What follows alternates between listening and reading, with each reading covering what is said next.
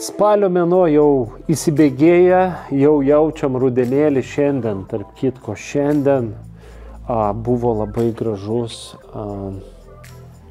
rūkas, dar jisai išlikęs, tai jums parodysiu, dar kol nepradedam išminties minutėlės, noriu jums parodyti, dar šiek tiek išlikęs, rūkas su saulė dabar yra, nežinau ar pro langą matosi čia jums, bet tiesiog šiandien ėjau į darbą ir buvo labai gražus vaizdas ir taip toliau. Ir šiandien netgi tokį įsijautimą pajutau, kad galvoju, šiandien po paskaitų per pertraukėlę nufilmuosiu išminties minutėlę. Tad nieko nelaukdami pradėkime išminties minutėlę.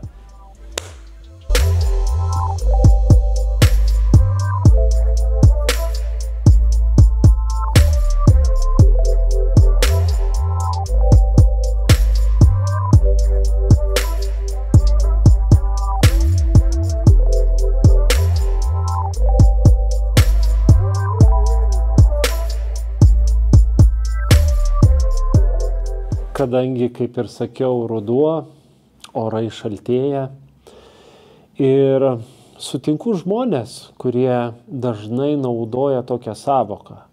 Rudens depresija, rudeniška depresija ar panašiai. Ir sako, kad tik ateina ruduo ir sako, vat pablogėja nuotaika, sako, prarandu energiją, darosi vis tamsiau ir nieko nesinori.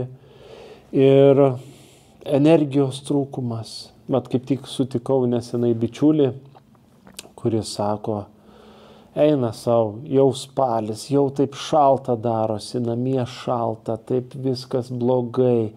Ir atrodo žmogus vien tik neigiamas mintis savyje ir teturi apie tai, kaip viskas negražu, kaip viskas pilka, kaip viskas nuobodu, šalta, niūru ir panašiai. Ir aš iš tikrųjų anksčiau irgi taip žiūrėdavau į rudenį. Kai tik baigdavosi vasarą, galvodavau, eina sau, saulė dabar nuo mūsų tols, kaip viskas bus niūru, šalta ir panašiai. Bet dirbdamas tokį darbą, dėstydamas apie psichologinius dalykus, apie problemas, kaip jas įveikti, apie stresą, atradau daug naudingos informacijos, kurią noriu su jumis pasidalinti. Bet, yra vienas bet, kai žmogus sužino informaciją, jisai galvoja, ai, tai ne man, ai, man nepavyks, ai, čia tiesiog kvaila, aš neturiu laiko ar panašiai.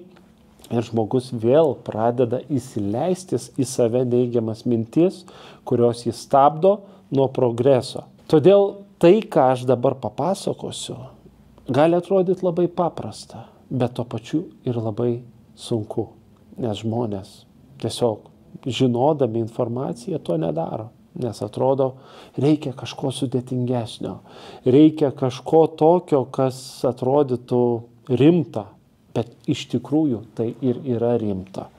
Apie ką aš čia? Ogi noriu pasakyti, kad atradau būdą, kaip pagerinti nuotaiką, kai niūru, kai šalta ar panašiai, kai nėra energijos. Pabandžiau tą savo kailiu. Anksčiau aš nemėgdavau lietaus ir sakydavau, o ne, šiandien vėl lyja.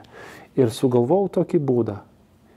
Vietoj sakant, o ne, šiandien lyja, pradėjau sakyti, yes, lietus, kaip man jis patinka, koks fainas garsas. Tokią nuotaiką sukuria rudenišką, tokią malonę nuotaiką.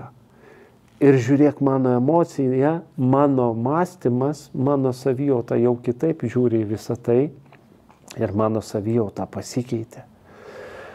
Rūkas važiuoja ryte, o ne, rūkas, kaip sunku.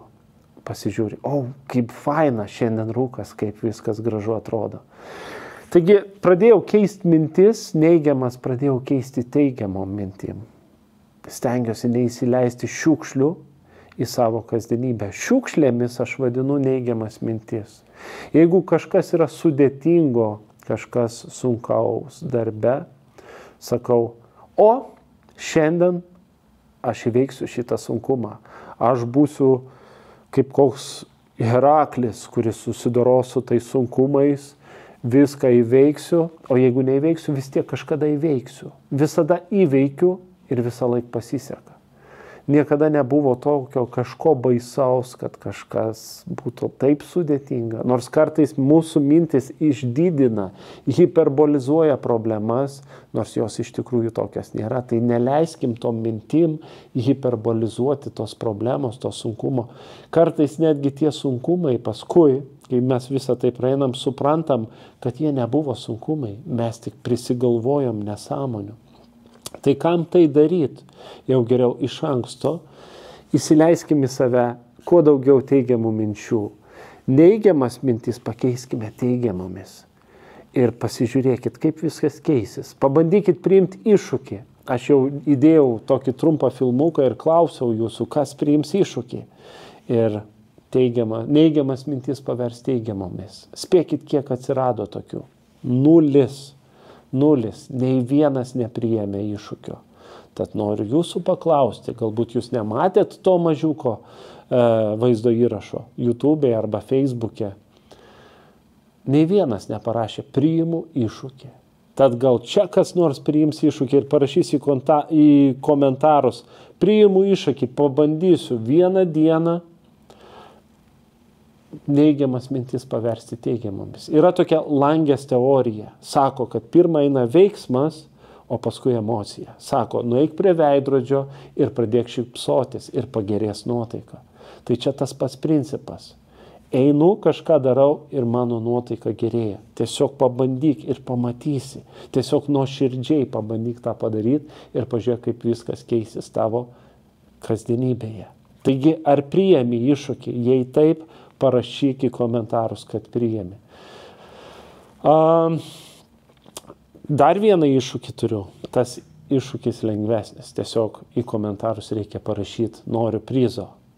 Nes jau, kai filmuosiu kitą savaitę video, jau kitą savaitę paskelbsiu konkurso nugalėtoją ir pasakysiu, kas laimėjo kvietimą į Vichy parką ir galės pratęsti tenais vasaros džiaugsmus, maudytis, čiuožinėti, nardyti ir panašiai, į pirtis nueiti. Tai kas norite dar suspėti ir dalyvauti konkurse, parašykite į komentarą. Noriu laimėti ir, žinoma, turite būti prenumeratoriai šio kanalo ir pasidalinkite su savo bičiuliais, draugais šiuo video. Tai čia antras iššūkis, kas priims antrą iššūkį, galbūt laimės netgi prizą. Aišku, pirmas iššūkis dar geresnis. Tas prizas, jeigu jūs išbandysit ir jums pavyks, tas prizas bus išmokimas.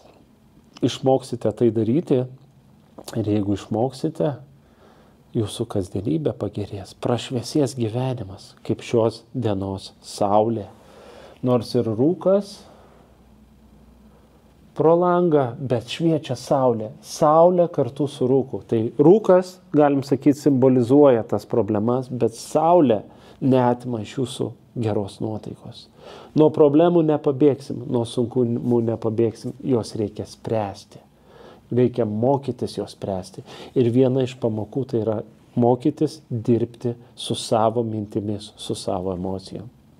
Tai šiandien tokia išmintėlė, noriu visiems padėkoti, kad esat kartu, kad dalinatės, kad prenumeruojat, kad spaudžiat patiktukus ir kad remiat Contribui platformoje. Taip pat noriu dar pakviesti ir į Patreono platformą, nes nuo šiol jau esu ir ten. Tai kam patogiau Contribui, kam patogiau Patreonas, kviečiu ten. Na, o šiandien sakau sudie, iki kito karto, ate.